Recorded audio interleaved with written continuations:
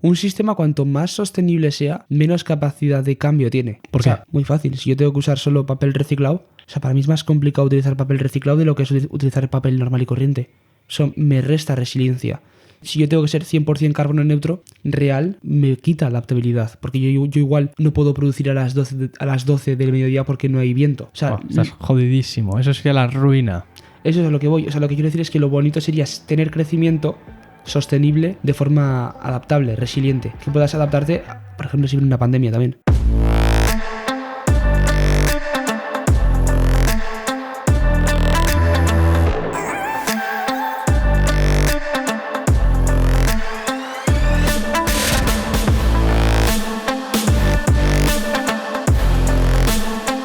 ¿Es bueno el crecimiento económico? Yo creo que sí. Y voy a defender esta posición a capa de espada. Me da que este episodio va a ser básicamente yo defendiendo esta capa de espada y tú siendo del Devil's Advocate. ¿Cómo se llama esto en español? El Devil's Advocate. Sí, abogado del diablo. Eso. Y yo siendo un socialista. Eso.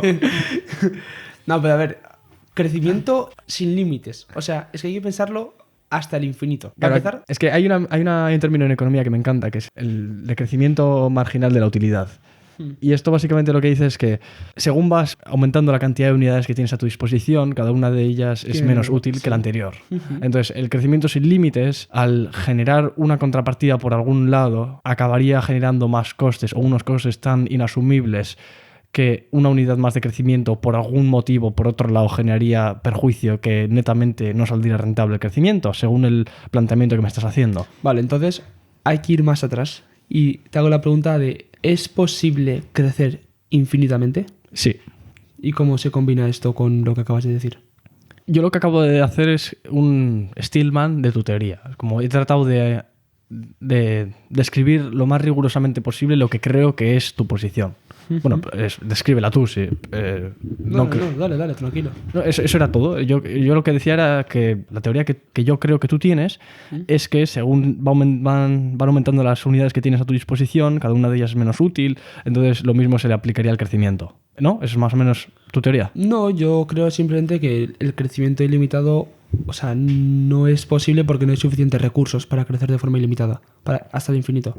Claro, aquí ya entramos en si los recursos son algo limitado o la definición de recurso. Yo creo, un recurso no es algo... El único recurso es el ingenio humano. Ese es el único recurso que existe. A ver, eso es bonito decirlo, pero yo creo, por ejemplo, que no hay, yo qué sé, metal suficiente para hacernos rascacielos por todo el mundo. ¿No es necesario? No lo es, pero o sea, es un límite al crecimiento. No lo es. ¿Por qué no? Porque con suficiente ingenio, porque es el único recurso del que se dispone, en el caso hipotético que tú has dicho de que no se dispone de suficiente metal como para construir rascacielos por todo el planeta, yo a eso te puedo rebatir con múltiples puntos. 1. Con suficiente ingenio se descubrirían maneras de extraer más metal. Las reservas demostradas que existen de metal son de capacidad que tenemos de extraer metal con la tecnología actual. Con tecnología futura, que se mejorará a base de ingenio humano, seremos capaces de extraer mucho más. Entonces ahí quizás el cuello de botella se alargue y desaparezca. Otro motivo por el cual ese cuello de botella desaparezca. No es necesario utilizar metal para los rascacielos. Quizás con suficiente ingenio descubremos otro material con el que se pueda construir un rascacielos, por lo que el metal ya no es un cuello de botella. Otra manera de acabar con el cuello de botella. No es necesario construir los rascacielos. Otro tipo de construcciones generarían el mismo impacto económico. El mismo nivel de prosperidad económica podría ser señalizada o la misma densidad de gente podría ser creada sin necesidad de tener metal en la estructura. Vale. O sea, a base de ingenio humano acabamos con cuellos de botella generados por la naturaleza de la interacción, que según se va avanzando en las interacciones, la métrica binaria que teníamos de cantidad de metal a nuestra disposición va variando, pero con suficiente ingenio, el objetivo último, que es el human flourishing, que no sé cómo decirlo en español, sería como el florecimiento humano, los humanos siendo lo más prósperos posible, la prosperidad humana, esa es nuestra última métrica. A mí, como humano, y teniendo el último objetivo siendo el florecimiento humano, la cantidad de metal que tenemos a nuestra disposición me es irrelevante. A ver, o sea, te he puesto el ejemplo del metal. Podría haberte puesto cualquier otro. Un poco... Y ya, o sea, el tema que habíamos hablado hoy antes de esto era el crecimiento sostenible. Sí. Y en cierto modo, creo que tú ya has respondido que el crecimiento es o debería ser sostenible. Sí. O sea, es el único camino. Porque si no...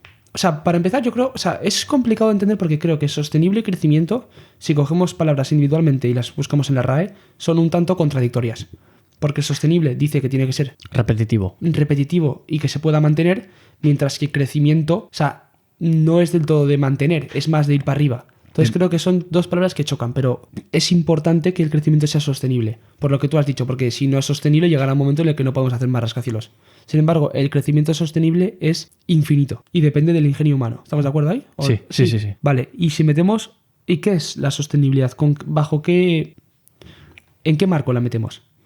Antes de responder a esto, Sí, dale, tranqui. creo que me gustaría recalcar lo relevante de tu punto. O sea, como aparentemente las dos palabras son contradictorias entre sí, porque por un lado, como bien has dicho, crecimiento es la variación y sostenible es la no variación. Entonces, poner las dos palabras en una misma frase o en un mismo término sería como un oxímoron, ¿no? Como que es incompatible. Pero no lo es, porque nosotros en tu cabeza tienes sintácticamente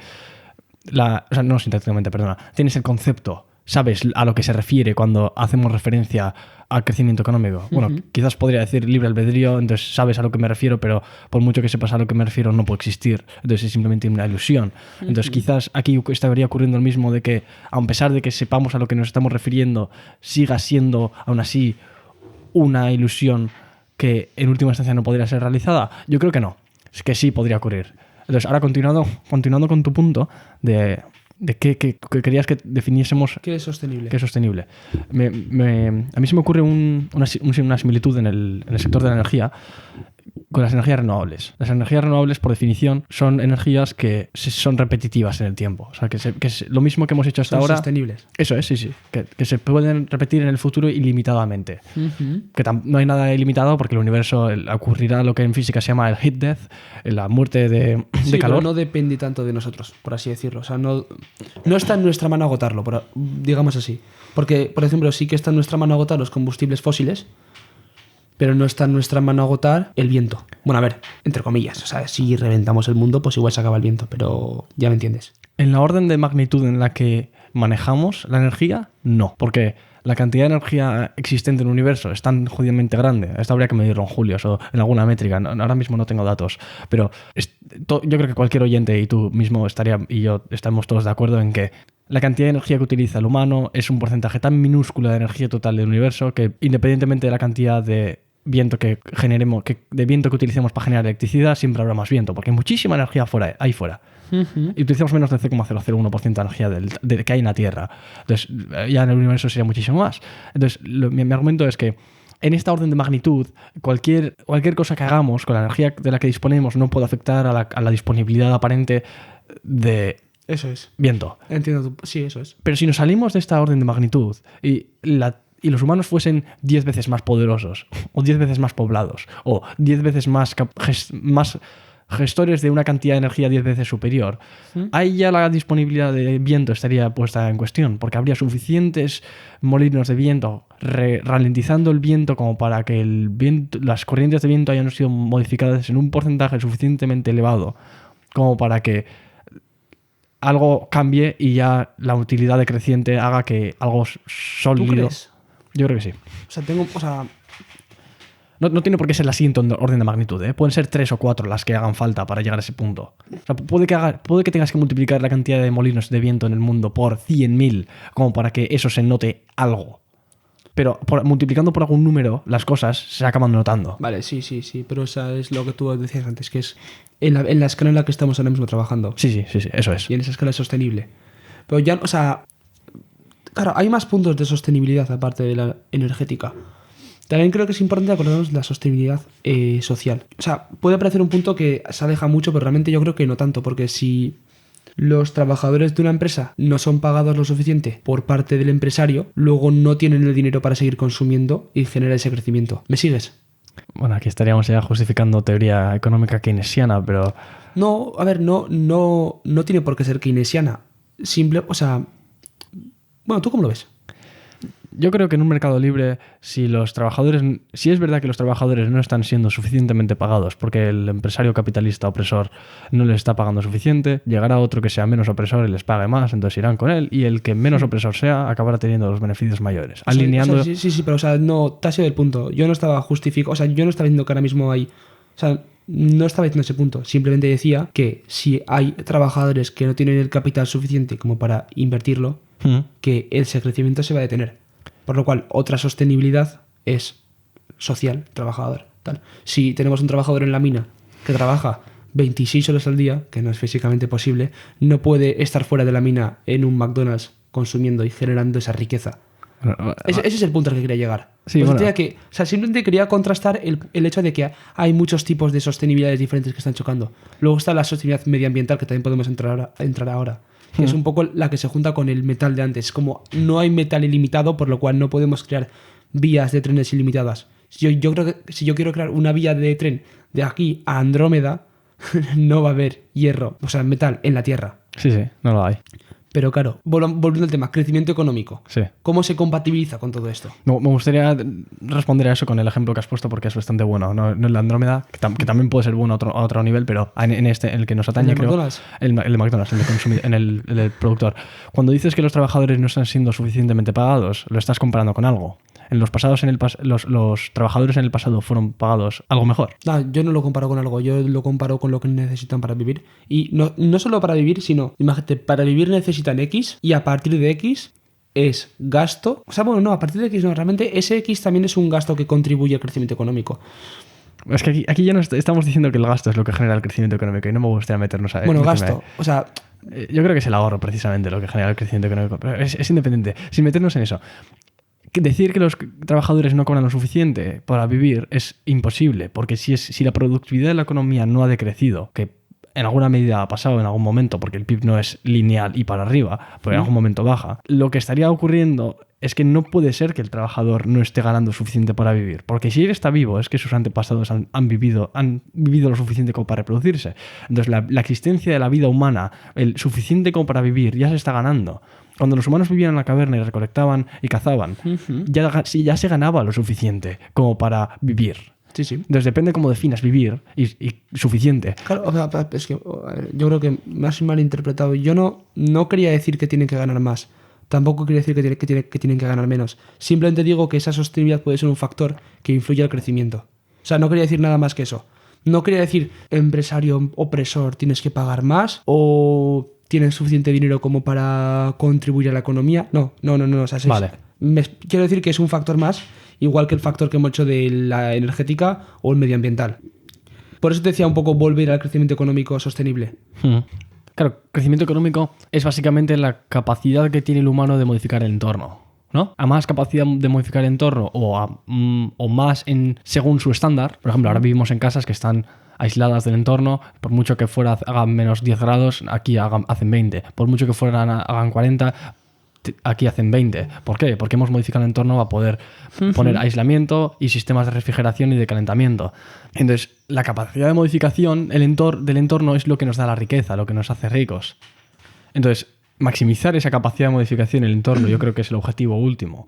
Y si modificar el entorno en el corto plazo generaría emisiones de dióxido de carbono que llevarían al colapso del medio ambiente en el largo plazo, esa modificación del corto plazo minimizaría la capacidad de modificación del entorno en el futuro. Entonces no tendría sentido que lo modifiquemos. Es como que te estás chutando un poco de heroína ahora para sentirte mejor, pero a la larga el total de lo bien que te sientas es menor. Entonces no sale rentable. Netamente es malo. Entonces los ecologistas lo que dicen es eso. Y tienen razón. No lo tienen. Quiero decir... Vale, yo creo que tienen razón. O sea, no voy a entrar... O sea, yo ya sé por dónde vas. Te conozco y ya sé por dónde vas a ir. No digo en que no tengan razón con que si seguimos así, a largo plazo se va a descojonar. Ese es tu problema. Tú tienes la teoría de que podemos gastar energía nuclear y todo este tipo de cosas. No voy a entrar en si se puede o no, y seguir así. Yo simplemente digo que en el caso en el que no fuese sostenible medioambientalmente, por ejemplo, es que quiero buscar un tema en el que lo veas muy, muy claro. Incendios. Un incendio que aporta nada, ¿no? Hay incendios que sí que aportan. Bueno, digo ¿cuál? Esto ocurrió, por ejemplo, en California, cuando los ecologistas en California decían que no había que permitir ningún tipo de incendio en los forests, en los bosques que tienen allí. Su argumento era que ningún tipo de incendio era correcto, pero eso no es así. Incendios naturalmente ocurrían en los bosques de California y en todas las partes del mundo. Y esos incendios pequeños que ocurrían, lo que hacían es no tenían potencia suficiente como para cargarse los árboles grandes, pero sí para quitar la maleza que se generaba naturalmente.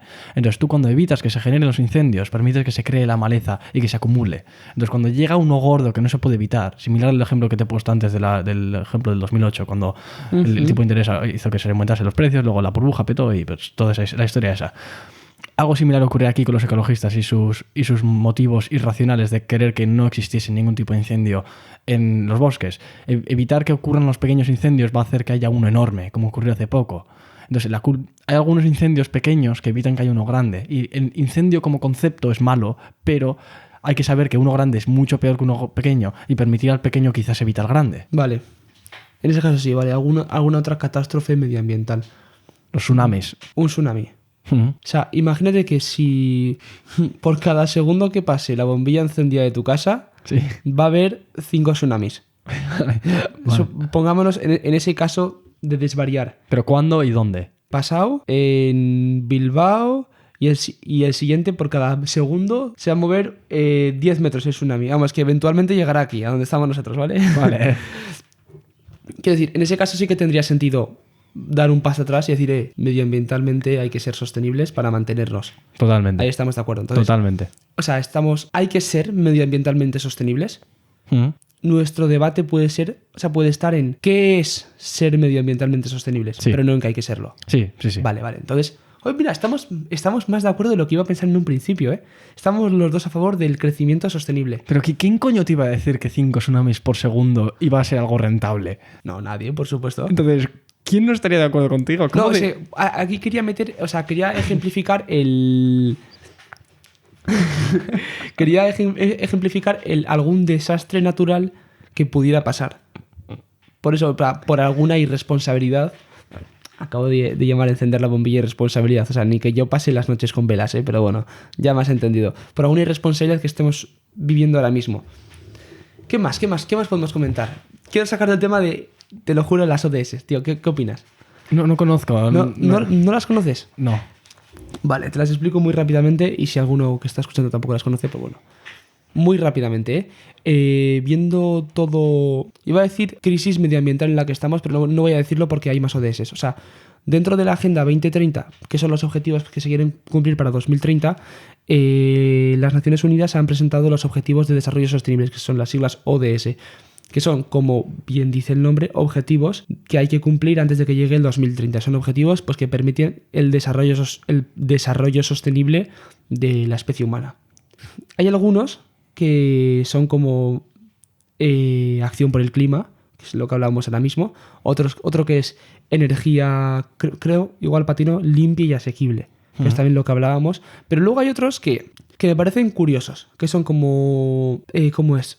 Trabajo y crecimiento económico, infraestructura. Entonces, aquí me lleva a lo siguiente y es, yo puedo tener una empresa que se dedique a hacer casas, que sea la cosa menos acción por el clima de este mundo, pero realmente estoy creando infraestructuras. Te lanzo a ti esto. ¿Cómo te parece? O sea, ¿crees que quieren que se junten todos los objetivos en todas las empresas o que lo negativo de unas sea lo positivo de las otras y se combine como un mega Frankenstein? Sí, cuando has dicho que tienes una empresa de construcción, ¿no? De casas. Sí, de construcción te he dicho. Vale, pues una construcción de casas una empresa de construcción que no tiene como intención mejorar el clima o la sostenibilidad, pero que en última instancia lo está haciendo. Así que creo que tus objetivos o tus intenciones son irrelevantes para lo que haces. Lo que importa es lo que acabas haciendo, no tus intenciones. Eso es. Entonces, si lo único que importa es lo que vaya a acabar ocurriendo y en el libre mercado la tesis que yo sostengo es que los incentivos se acaban alineando y toda externalidad negativa que vayas a generar emitiendo, yo qué sé, la gasolina con plomo. Se ha demostrado que la exposición a plomo cuando eres joven deteriora el cerebro de manera irreversible. Y cuando eres mayor, cuando el cerebro no está en desarrollo, también, pero en menor medida. Entonces, esa externalidad que se está generando tiene que ser internalizada. O sea, ese coste que me estás haciendo asumir a mí de que mi cerebro ahora sea menos capaz porque he respirado plomo, que es tóxico, tienes que pagarlo. Entonces tendría sentido que, uno, se prohíba y dos, si es que se usa, que tenga unos impuestos absurdamente elevados como para que cubra el coste. Habría que tasar ahí cuánto vale mi coeficiente intelectual o el coeficiente intelectual de la gente en general o simplemente su salud en general. No sabría cómo tasarlo bien, pero los impuestos, la gasolina, gran parte del coste de la gasolina son impuestos, en torno a un 40%. ¿A qué se debe? A que supuestamente se piensa que ese impuesto extra que está haciendo que el gobierno se lucre con eso está internalizando un coste, porque que tú utilices el coche genera un gasto que es equivalente al 40% del precio total de lo que estás pagando. Esa es la teoría, pero yo creo que en realidad lo que está pasando es que el gobierno le gusta cobrar y si puede alinear el mayor beneficio que está generando, si puede alinear el aumento de ingresos que tiene el Estado con el bonismo, se hace. Completamente. Y se acaba, y es lo que pasa. De hecho lo intentan, ¿no? O sea, hace poco estuvo toda la movida de los radares y así, de bajar la velocidad, creo que ha sido a 100 km por hora, ¿no? O sea, precisamente con la excusa de consumir menos combustibles fósiles que vienen de Rusia. ¿No te lo sabes? Sí. Entonces es con la excusa de gastar menos combustible ruso, bajan la velocidad de las carreteras, pero bueno, luego hay un montón de gastos, como el mítico de las pegatinas, que ya pasó antes, que cuando bajaron la velocidad de 120 a 110, que te acordarás seguro, se cambiaron y se gastaron, creo que fue 250.000 de euros en putas pegatinas para las putas 6.000 señales que hay en toda España. No, pero la reducción, 110. La reducción de la velocidad tiene mucho sentido en ingeniería, ¿eh? El coste energético de moverse 100 kilómetros no es lineal.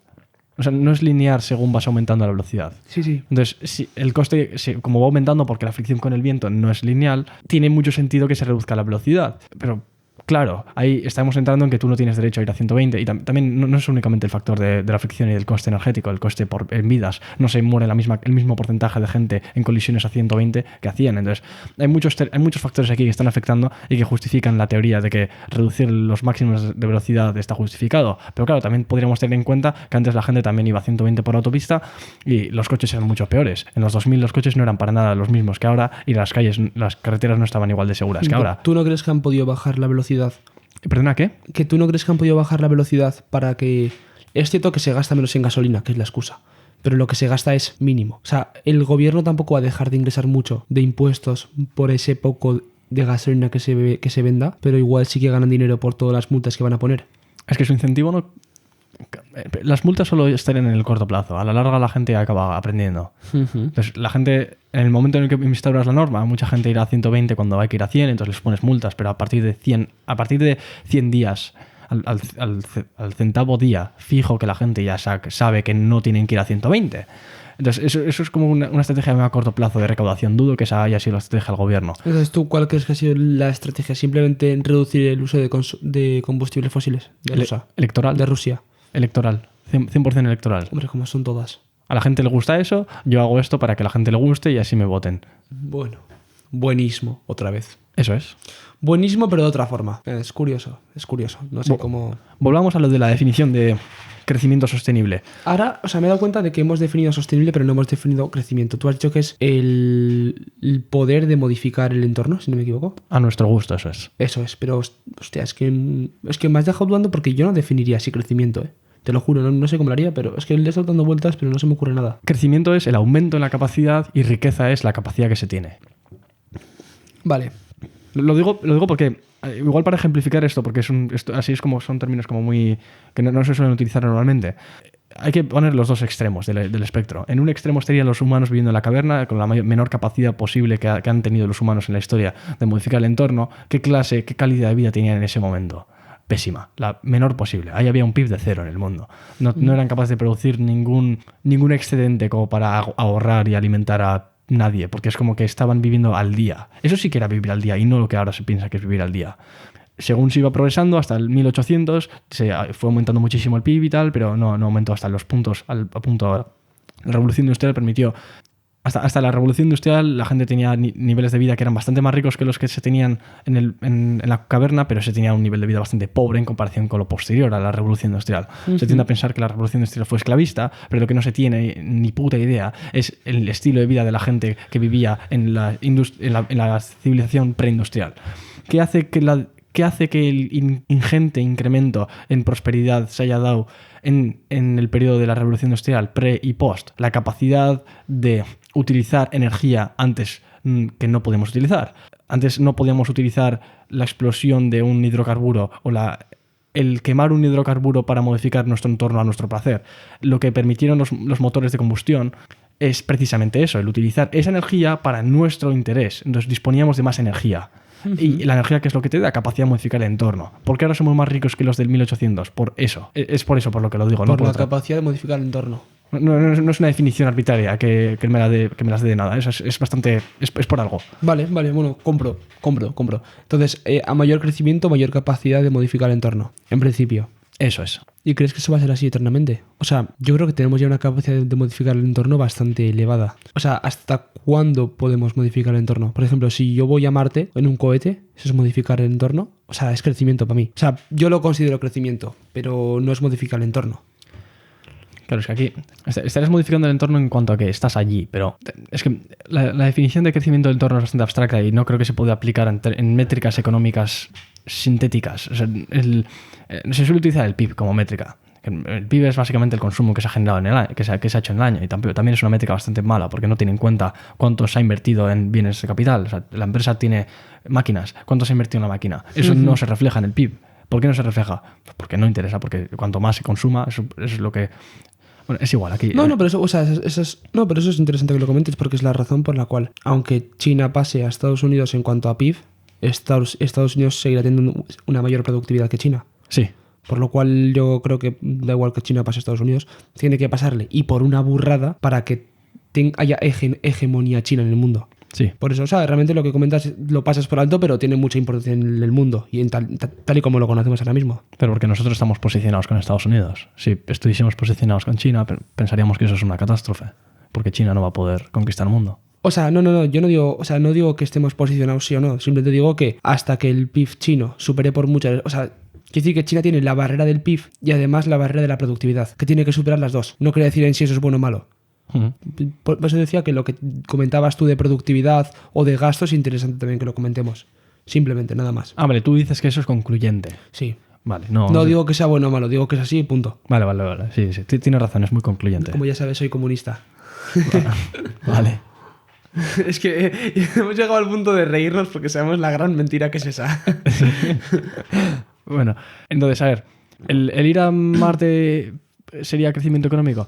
Pues no, si es que es un capricho de alguien que no tiene objetivo último de maximizar la prosperidad humana, entonces estarías desalineando... O sea, Joder, pero es que aunque... No, pero yo... Vale, voy a Marte por maximizar la prosperidad humana. soltar la SAR bomba, la bomba nuclear más potente que se ha creado en el mundo, en medio de Nueva York, ¿modificaría el entorno sí o no? Bueno, yo creo que un poquito sí, ¿no? Vale, pues sí lo modificaría, muchísimo.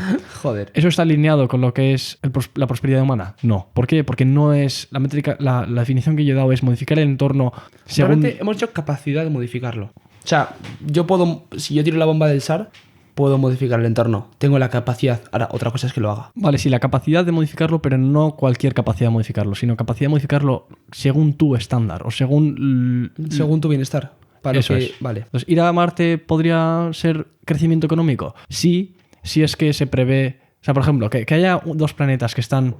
Que toda la humanidad viva en un solo planeta, a nivel de especies es estúpido. Sí, completamente. Si quisiésemos maximizar la posibilidad de que la humanidad nos extinguiese, nos diversificaríamos nuestra población. Y todo está en un solo planeta. Nos estamos exponiendo a muchísimos riesgos, desde pandemias hasta colisiones con asteroides o muchas cosas que podrían ocurrir y que podrían acabar con la vida del planeta porque estamos todos invertidos en un solo sitio. Una guerra nuclear. O sea, sí, infinitas. Sí. Y lo que yo creo que esto es un punto muy pertinente que atañe a que hay un libro por Toby Ord llamado The Precipice, el precipicio, que habla de los riesgos existenciales de la humanidad. Y la narrativa ecologista, en última instancia, lo que dice es que se genera un riesgo existencial a la humanidad si es que se sigue consumiendo o creciendo económicamente al nivel que hemos estado haciendo hasta ahora. Y entre uno de los riesgos existenciales de los que hablaba Toby Ord era pues que descubramos una tecnología nueva que no seamos capaces de controlarla. Por ejemplo, hay tecnologías que tienen naturaleza ofensiva y otras que tienen naturaleza defensiva. La encriptación es naturaleza defensiva. Le hace el trabajo muy fácil al que encripta y el trabajo muy difícil al hacker. Las bombas nucleares son lo opuesto. Le hace la vida muy fácil al que ofende al que si la creas y la sueltas, has generado el caos más absoluto posible. Y defenderse frente a una bomba nuclear es imposible. No sabes dónde está, no sabes dónde se detona, no sabes qué hacer en caso de que se detone. O sea, están como... Entonces, ¿a qué se debe que una de las tecnologías que hemos creado, que es la encriptación, esté alineada con la defensa y otra está con la ofensa? La naturaleza de la física. La física es así. La naturaleza del universo, las constantes físicas del universo son así y punto. Es eso lo que lo ha determinado. Se ha dado que eso es así. Ningún otro factor ha afectado a eso que el hecho de que fuese así. Entonces, ¿cómo sabemos? Hacen una analogía Toby Ord y Nick Bostrom, que son los dos mayores intelectuales de la inteligencia artificial y de los riesgos existenciales en el mundo que yo conozca. Lo que dicen es que hay una urna de la que sacamos bolas. Y hay bolas grises, negras y blancas. Las que hemos sacado hasta ahora son grises o blancas, en cuanto a que nos ayudan a nuestra vida. Si son blancas, por ejemplo, la encriptación es una bola blanca, claramente, nos ha permitido mejorar nuestras vidas. Otra bola blanca que hemos sacado es la tecnología para aislar nuestras casas. Eso es blanco porque nos ayuda. Hemos sacado alguna gris, como las bombas nucleares, porque podría generar la extinción de la humanidad, pero no lo ha generado, porque está como alineado con la ofensa. No hemos sacado ninguna negra que supusiese la extinción de la humanidad. Entonces, ¿a qué se debe que la tecnología sea blanca, negra o gris? Que la bola, la siguiente bola que saquemos haciendo investigaciones tecnológicas, mejorando nuestro potencial y nuestra capacidad como especie, sea blanca, negra o gris. Al azar. Al azar y a la precaución que hemos tenido a la hora de desarrollarla. Una inteligencia artificial desalineada con los intereses una superinteligencia artificial desalineada con los intereses de la humanidad sería negra. Una alineada sería blanca. Entonces, habría que calibrar eso. Es bastante difícil, pero lo que yo digo es que hay progreso tecnológico puede llevar a sacar una bola negra de la urna esta que Toby Ord y Nick Bostrom hablan. Entonces, ¿cómo sabemos que no va a ser negra la siguiente que saquemos? No lo sabemos. Y a mí nada me hace pensar que las constantes físicas del universo tienen que estar alineadas a la perfección para permitir la continuidad de la especie humana. Lo han estado para permitir la existencia de la especie humana, pero ¿por qué no puede ser de otra manera? Si no lo estuviesen, no estaríamos teniendo esta conversación. Es como que hay un sesgo del observador. Juzgas, te haces la pregunta de cómo es probable es la vida en el universo, y el hecho de estar haciendo la pregunta requiere de que tú estés vivo. Entonces es una muestra malísima de 1 y no podrías sacar una estadística de ahí porque es malísima. Entonces, por necesidad estás vivo, entonces es malísima la estadística. Sí. Entonces, ¿a qué se debe que no hayamos sacado ninguna negra hasta ahora? Pues a puta chorra. Ha habido muchos acontecimientos en la historia en los que hemos estado a nada de una guerra nuclear o de cuando inventaron la bomba nuclear no sabían si eso iba a prender la atmósfera. Entonces, este argumento es muy parecido al que hacen los ecologistas de lo que estamos haciendo ahora no es sostenible porque no sabemos si esto va a generar un cataclismo ecológico o la extinción de la especie humana. Ya, no sé a qué venía, no me acuerdo a qué venía todo esto, te lo juro, A que la sostenibilidad está alineada con los intereses del humano, porque el humano quiere que lo que ha habido se quede como está, porque eso es lo que permite la existencia o la prosperidad humana. Y nosotros queremos eso. Sí, completamente. ¿Sabes qué? Mira, me va a encantar sacar esto porque es un tema del cual justo hablábamos hace un rato. El libro de Thinking in Systems, menciona en un momento que muchas veces sacrificamos ¿cómo se llama? La capacidad de evolucionar, de cambiar. ¿Resiliencia puede ser? Adaptabilidad. ¿Cuál es la definición de resiliencia? Bueno, voy a llamarle adaptabilidad, ¿vale? Vale. Y es que muchas veces sacrificamos la capacidad de ser... sacrificamos la capacidad que tiene un sistema de adaptarse a diferentes cambios y a encajar hostias como panes, por así decirlo, por la predictibilidad y la sostenibilidad. Sí. Entonces, ¿quién nos garantiza a nosotros de que en este marco la sostenibilidad sea buena? Nadie. No puedes hacerlo. La sostenibilidad lo que hace es hacer que sigamos dentro de nuestro círculo, de nuestra zona de confort. Sí. Porque no queremos que haya un cambio real. Pero realmente, y todo nuestro sistema está montado para evitar eso, pero a la vez es lo que alimenta eso. Estamos en un bucle infinito bastante interesante. Y eso, aquí tenemos un gran dilema, porque realmente el objetivo último de la vida, la vida lo que hace es se relaciona con su entorno, se nutre del entorno, igual es por la luz, no tiene por qué ser comiendo, o oxígeno en nuestro caso también, y luego se reproduce. Entonces, nosotros tenemos los patrones mentales de que hay que hacer esto de tal cual y tal forma. Y como llevamos haciendo esto los últimos 20.000 años, o los que sean, queremos que esto siga siendo así de sostenible y seguir manteniendo el cómo lo ha sido hasta ahora. Pero igual estamos en un sistema en el que si dejamos de ser sostenibles, no tiene por qué ser quizás socialmente o económicamente, o sea, sí, económicamente o no tiene por qué serlo. Quiero decir, con sostenibles me refiero a estables. Quizás vayamos a un lugar mejor, pero igual es solo que nuestro sistema o nuestro modo de funcionar no esté preparado para hacerlo. Tal cual. Parece una reflexión bastante interesante que o sea, la estaba pensando cuando has dicho lo de irnos a otro planeta. O sea, igual si decidimos irnos a otro planeta, o sea, si lo piensas, irse a otro planeta no tiene ningún sentido si asumimos que vamos a ser 100% sostenibles en este. Sería como, no ir, sería como un quemar los barcos, el burning the boats, como cuando estás invadiendo una nueva ciudad, quemas los barcos. Imagínate, vas a otro país, quemas los barcos para garantizar que o conquistas esta nueva región a la que hemos llegado o morimos. Eso es. O sea, o lo hacemos bien o no hay otra.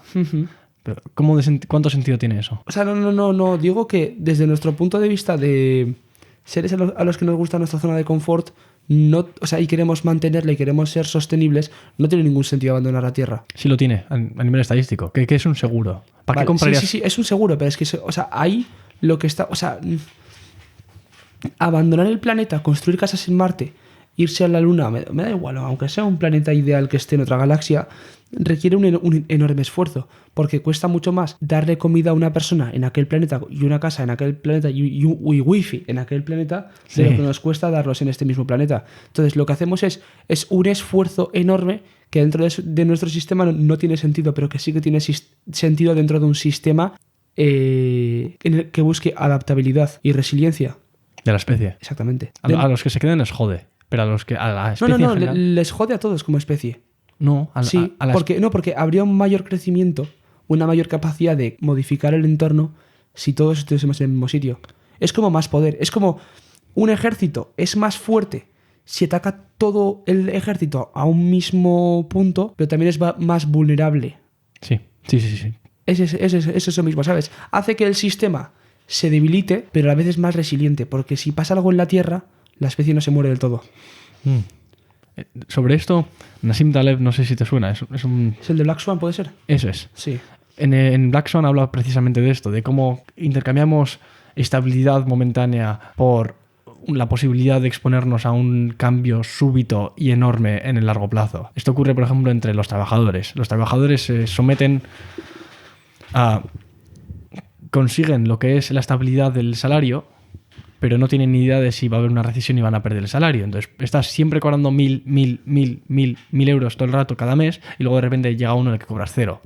El empresario lo que cobra es 800, 1.100, a veces 0, a veces 900, pero de media al año siempre cobra 1.000, o sea, 12.000 al año, perdona.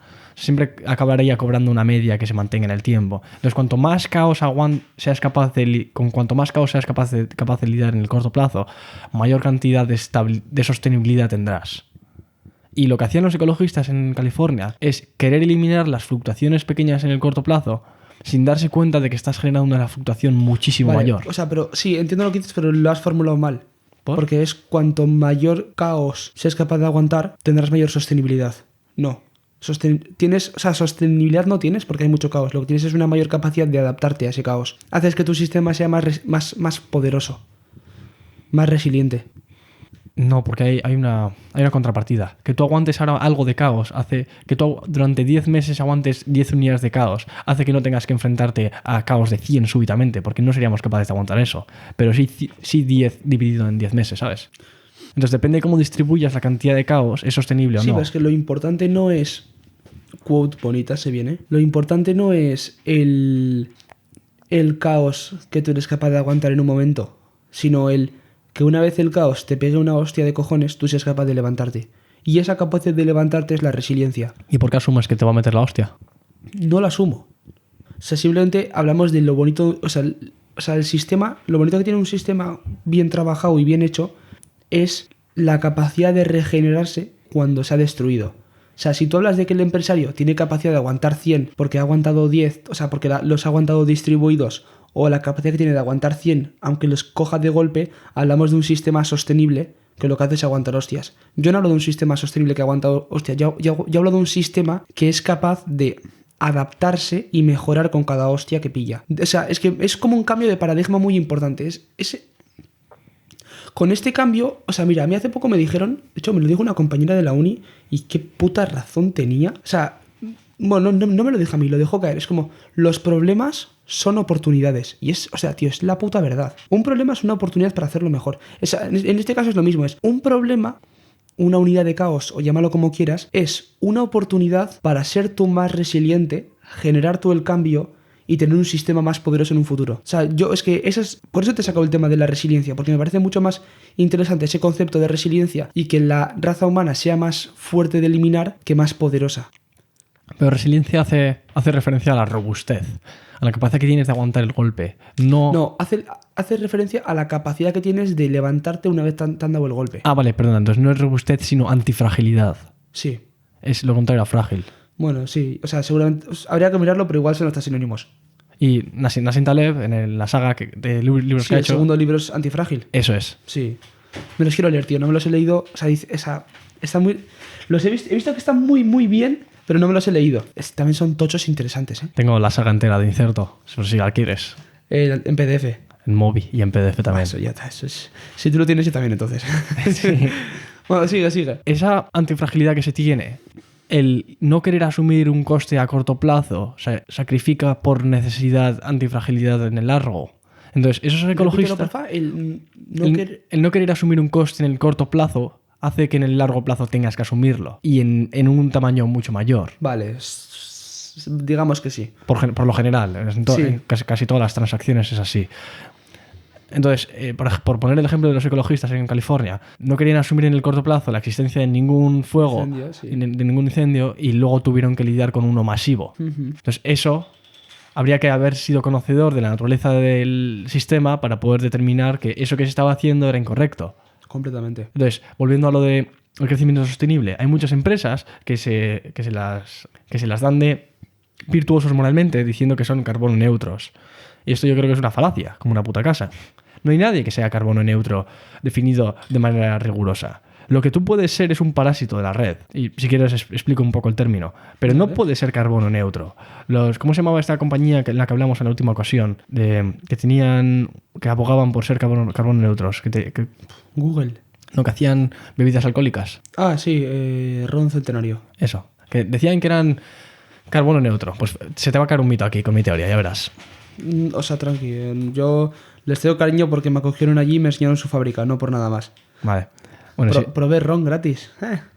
Bueno, no es el tema, sigue.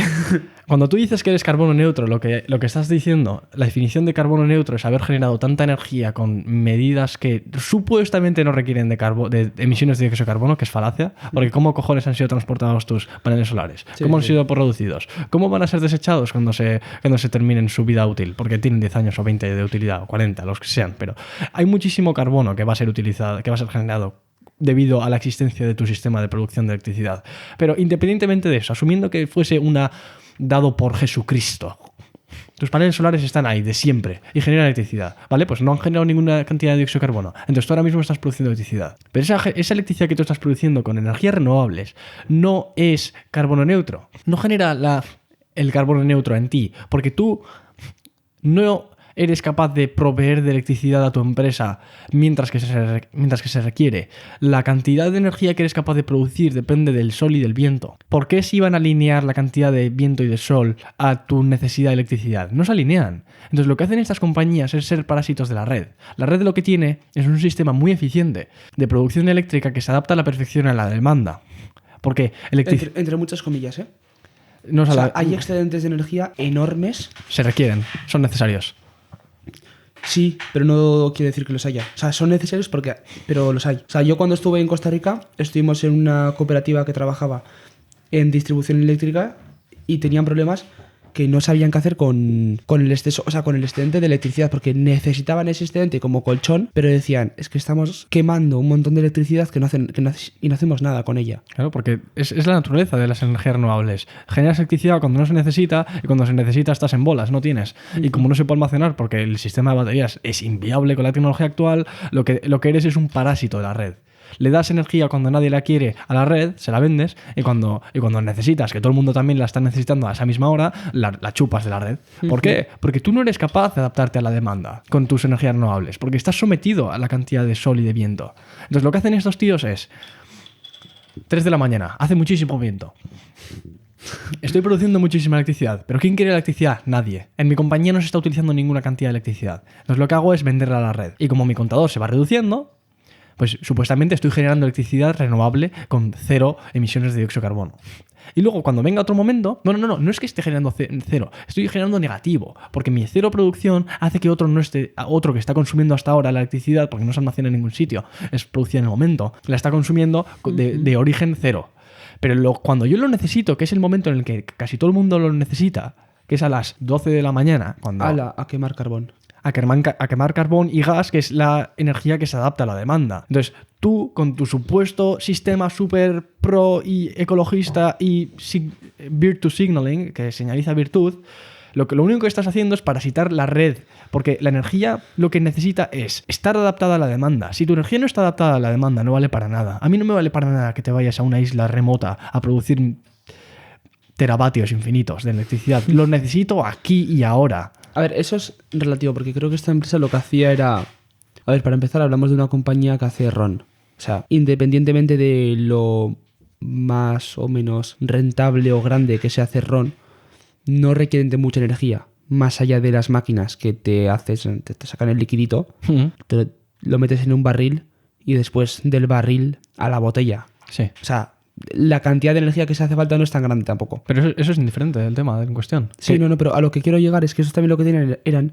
O sea, dentro de su política había plantar árboles para compensar por el carbono que consumían por otros lados. O sea, no es solo el carbono neutro electricidad, o sea, a nivel energético, también en todos los demás niveles. ¿Me explico? Sí. Pero bueno, sí, tienes razón. A ver, tampoco sé cómo funciona, pero me imagino que seguramente sea así. O sea, está claro que la red funciona así, entonces, o sea, será así, 100%. Es una guarrada contable. Te meto una cosa de aquí en otro sitio, no la ves y dices, hola, qué puto amo, cero, neutro cero, una polla. Eres un parásito de la red. Completamente. O sea, me encanta cómo nos hemos ido del tema muchísimo. Yo creo que seguimos tocando el tema central. Sí, pero desde muchos puntos de vista completamente diferentes. Es al final lo que le da la riqueza, ¿no? Al argumento. Sí, entonces ya para concluir un poco, yo diría que el crecimiento sostenible es algo bueno, pero que hay que hacerlo de forma... O sea, sostenible. No, o sea, no sostenible, sino siendo consciente de por qué lo haces. Creo que no me lo has entendido. O sea, la sostenibilidad no es sostenible porque acabas generando cosas ineficientes en el futuro. Entonces tienes que hacer a la sostenibilidad ser sostenible. Eso era como una crítica, un comentario estúpido que he hecho. No, pues no lo he pillado. Yo quería ir más quería recalcar lo de resiliente, porque, por ejemplo, en el caso de la red, puede ser un sistema sostenible, pero no es resiliente, porque, o sea, tú cuentas con un puto colchón de electricidad cuando no la puto necesitas. O sea, que eso es un sistema muy poco adaptable. Entonces, o sea, creo que está bien enfocarlo desde el punto de vista creciente, sostenible, pero también resiliente, que tenga capacidad de adaptarse a lo que está pasando en ese mismo momento. No sé tú cómo lo ves. Sí, es verdad. El sistema de producción eléctrico de las compañías que dicen que son netamente cero, como Apple y Google, lo que no hacen es adaptarse a la demanda. Lo producen cuando les sale de la polla al viento y al sol, y luego cuando ellos lo necesitan, que son ciclos predecibles, la consumen. Entonces, esa incapacidad que tienen de adaptarse al entorno es la que tú dices que les falta resiliencia. No tienen esa capacidad de adaptarse al entorno. Pero ya no solo la empresa, sino en general el sistema. Un sistema cuanto más sostenible sea, menos capacidad de cambio tiene. ¿Por qué? O sea, joder, porque muy fácil. Si yo tengo que usar solo papel reciclado, o sea, para mí es más complicado utilizar papel reciclado de lo que es utilizar papel normal y corriente. Eso me resta resiliencia. Si yo tengo que ser 100% carbono neutro, real, me quita la adaptabilidad. Porque yo igual no puedo producir a las 12 del mediodía porque no hay viento. O sea, estás jodidísimo. Eso sería la ruina. Eso es a lo que voy. O sea, lo que quiero decir es que lo bonito sería tener crecimiento sostenible de forma adaptable, resiliente. Que puedas adaptarte, por ejemplo, si viene una pandemia también. ¿Sabes? Por ejemplo, la panadería Paco que está allá abajo... Nombre ficticio. Sí. Quizás ese hombre tiene un pan muy sostenible, muy bonito, que lo cultiva él en la azotea de su casa, que lo riega con su orina para no gastar agua. Yo qué sé. Paridas de estas que digo porque sé que te gustan. Sí. Pero luego llega la pandemia y quiebra su tiendita, ¿sabes? Entonces es como, vale, muy bien, muy guay, muy sostenible, pero eres No. poco adaptable. Porque un día querías vender una barra de pan, pero no te daba para mear, así que no pudiste sacar trigo, ¿sabes? O sea, y luego llegó la pandemia y tampoco pudiste adaptarte ahí. Entonces, creo que es tan importante la sostenibilidad como es la resiliencia. Claro, porque tú al ser sostenible lo que estás haciendo es quitarte opciones, estás eliminando redundancias del sistema. Completamente. ¿Tú por qué tienes 2 ojos, o 2 orejas, o 2 orificios en la nariz, o 2 lados de la mandíbula? Porque evolutivamente, Es lo más efectivo, Sí. bueno, eficiente. porque si te revientas un ojo, sigues pudiendo ver, sigues siendo un ser útil para la especie. ¿Sabes por qué en realidad tenemos 2 ojos? Dime. Porque te permite ver en 3 dimensiones. Aparte, pero... Pero es curioso, o sea, yo me di cuenta hace poco y dije, coño, está guay eso, ¿eh?